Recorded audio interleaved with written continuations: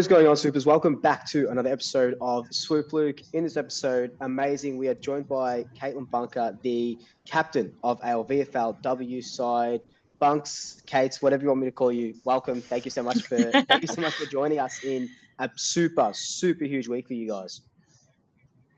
Oh, thanks so much for having me. It's very exciting, and we can tell that the Magpie Army are right behind us, and really happy to be here with you today. No, thank you. So look, I guess first off, we'll start with what does your week look like? We're recording this on the Tuesday afternoon. So what does the week look like? I know you did a bit of photo shoots with the cup. We know we're versing Port Melbourne now, and what's the lead up for you guys? Yeah, so we were lucky enough to have the week off last week. In terms of games, we got to go straight through to the grand final, which is super exciting. So last Monday we took the night off training. We had a night off site just to celebrate that success and the connection that we have with each other. And then we hit the track Wednesday, and then Saturday we sort of replicated a game day load to make sure that obviously our bodies are fit and firing for next week. This week we usually train Monday, Wednesday. So we trained last night, had a kind of skills-based session, and then Wednesday will be our main session. As you mentioned, had media yesterday. So that's always fun. Good to chat to a few different organisations and try and build that hype for what's supposed to be a really exciting grand final this weekend. And then other than that, we'll probably have a coffee, a walk around the Oval on Saturday morning, and just try and distract ourselves a bit before the big day. Yeah, it's a credit to you, leading this team for the last couple of years as well. And it sounds like such a huge week, and we always know that grand finals are always just big in general, but I think it's bigger when you have 100,000 members behind you as well. And I'm sure I think it's Port Melbourne's first VFLW grand final, so I think it's just going to be packed from both sides. Let's talk about the game against Essendon. So that final that we played against Essendon knocked them out, and it was a nice little bit of revenge from we lost the grand finals with them the other year. So how did that sort of feel? Talk us through the emotions of that game. Yeah, I mean, as you'd be aware, the season has been super even across all teams this year. We've had everybody beating everybody. At the end, a few teams made finals or didn't make finals based on a point that could have been kicked in any game. And that's made the season so exciting. But it also means that come finals, that any team could have won each game. But I think that really supported us to play our best football, because we couldn't take any game for granted. We really knew that pressure is our asset. We're a really strong, contested, tackling team. And so, I think leading into that Essendon game, we knew that we had to stick to our game style, our brand, what works well for us, and pay respect to our opposition. In that game, I think we managed to execute that. We brought the pressure, our tackles were through the roof, and I think that pressure created turnovers and scores. So, to see the girls step up and execute and really play that brand in such a tight game, I think gives us confidence going into this weekend. You would have seen Tanner in the last 5 minutes laid 2 game-saving tackles, and that's what we expect of each and every one of our players, and what we hope to showcase in the grand final this weekend. And do you feel like, with being around, obviously being around the club and all the other teams that we've got there, do you feel like, a lot of the boys talk about Fly's message passing down to, from the AFL to the VFL to AFLW girls? Do you guys feel that as well? Like that sort of, that's epitomizing that sort of side-by-side spirit, that never say die, like you said, 2 game-saving tackles in the end. And we can see it from the AFL boys, how they play every week in, week out. And we can see it. It feels like a trickle-down effect to every sort of team that we have.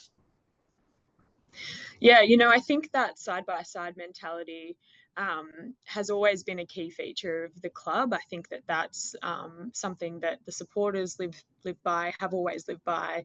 And I think Fly probably knew that, came into the club and just really brought that to a new level. And the way the boys are playing at the moment, is exciting, and a lot of people are across the success that they're having with that game style. But as you said, I do see that replicated across all the teams. The AFLW girls last year, you know, they were obviously down 2 superstars in Brie and Britt, and they're still making finals. They're still calling on every single member of the team to play their role and still find that success. And I'd say that we've had that kind of mentality through the VFLW the last few years too. You know, as you sort of said, we've made finals a few times over the last 5 years, and each year it's been, you know, quite a different outfit. In 2019, I think there were 10 or 11 AFLW players who were on the field for the VFLW grand final, and this year it's all VFLW players, and we've still managed to make the grand final. And I think the culture that we've created as an entire club is one where every player feels really valued and knows that they don't need to do more than what's expected of them. Because every player has a really specific role and it takes the whole team to win. So, yeah, I think, you know, I'd be silly to sort of not honour the kind of culture that flies driving through the club, absolutely. But we're all bought into it and we're all part of driving that forward.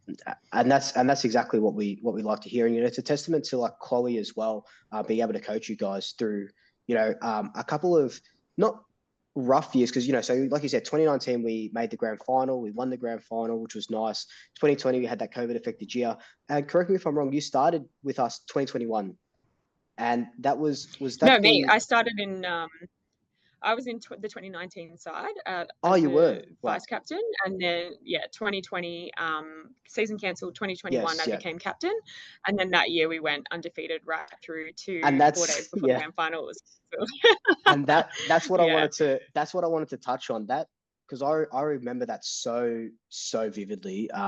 That was, so we won 14 games in a row, and then obviously, you know, the final, not including finals, and we win the finals as well. And that was, I think that grand final was postponed like 3 times or 2 times. It was supposed to versus Geelong, wasn't it? Versus playoff against Geelong. Yeah. And that was what did that sort of galvanize you guys even more so the next year, for, you know, next year and this year as well? Absolutely. And you just touched on our coach, Chloe McMillan. So Chloe came into the program actually at the start of 2020 and brought together that group before that whole season was cancelled. So I think it really starts with her, the group she brought together at the start of 2020. And then it was 2 years really leading up until that grand final that was then cancelled. So you can understand the sort of impact that had on the whole group after really 2 years of work, you know, running by ourselves around the streets of Melbourne in lockdown. It wasn't easy. And there are quite a few of us who are still around from that undefeated year who are playing this year and finally get the opportunity to play in a grand final again. And absolutely, it's galvanizing the group. We're hungry. There are a lot of girls with a lot of experience, like Nicole Hales is back with the club, Sarah King, who didn't get to play that 2019 final but was there on the sidelines screaming her heart out. Katie Lee, you know, furious and fierce in defence, and you know, that hunger is absolutely there, and it's been building over the years. So I really hope we get it done this weekend. Oh, I think you guys will. We'll touch on the grand final now. What are your sort of key takeaways from not only playing Port Melbourne in the season, but, you know, seeing what they did to Essendon last week? They're up there on they were second on the ladder. They're there for a reason. You know, you guys are top of the ladder for a reason. And they're a good side. This is their first grand final. How do you sort of see this game playing out? Yeah, a big congratulations to the Port Melbourne side. I think it's really exciting that they made their first final, and they've been up the top for a lot of the season. So they are definitely an opponent that we will respect. We know it's going to be a fight. Every grand final is a fight. You never know which way it's going to go. And they, you know, we were sort of one for one throughout the season. They beat us during the season and we beat them in the semi. So absolutely we'll be respecting them. In terms of the game this weekend, we play quite different styles of football. I'm hoping that our experience across our playing group is something that helps us settle early in the game. And I hope that sort of allows us to get on top early. That's, you know, that's the goal. That's what you like to see. And we'll be playing with as much confidence as we can, but we won't be losing that respect. We'll absolutely be taking this challenge head on and hope we become, you know, the winner at the end of it. I hope so. And tell us who are we looking out for the most? We saw Batesy have a really good finals sort of campaign. Who's sort of sticking out to, if you need someone to like put their name into the sort of history books, who's the one to step out on Sunday? Oh, great question. I mean, yeah, Bates is an obvious one, but she's had a lot of attention this week. Someone else who comes to mind, Mondi Mateo. She flies under the radar, but she ended up being the second highest goal kicker in the year throughout the Yep. season. She's quiet, but she's ferocious, and she.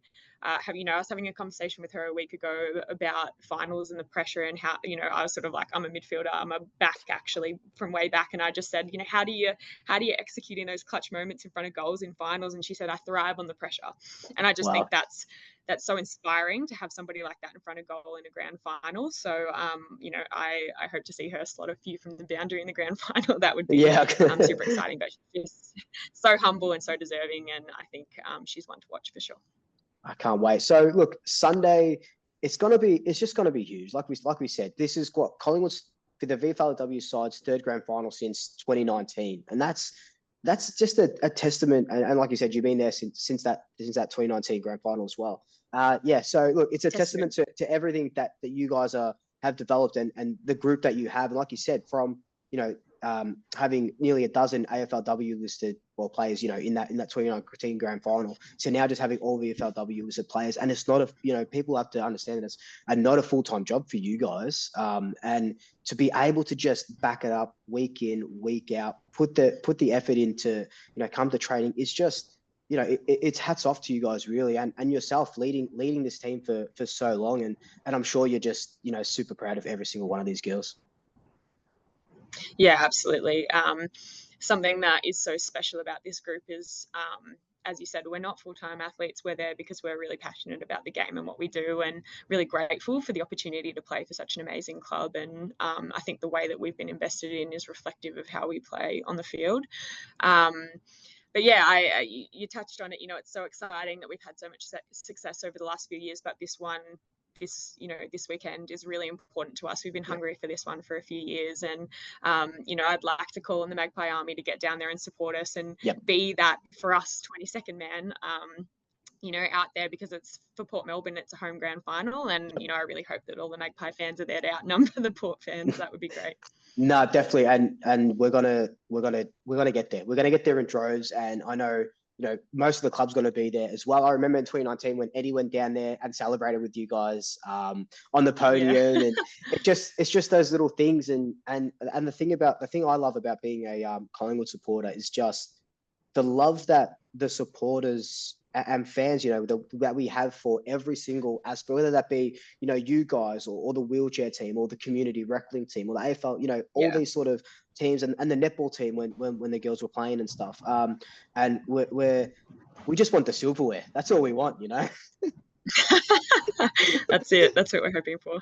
And it'll come. It's Sunday. It's 12:10 on Sunday. ETU Stadium, correct? Yep. That's so it. It's gonna be huge. Kate, thank you so much for joining us. Oh my God, thank you so much for joining me, joining the Magpie Army. We're gonna get down there when we're gonna cheer you guys on, and we're gonna bring it home. It's coming home this year. It absolutely is. Come on the Pies. Thanks, Kate. Bye.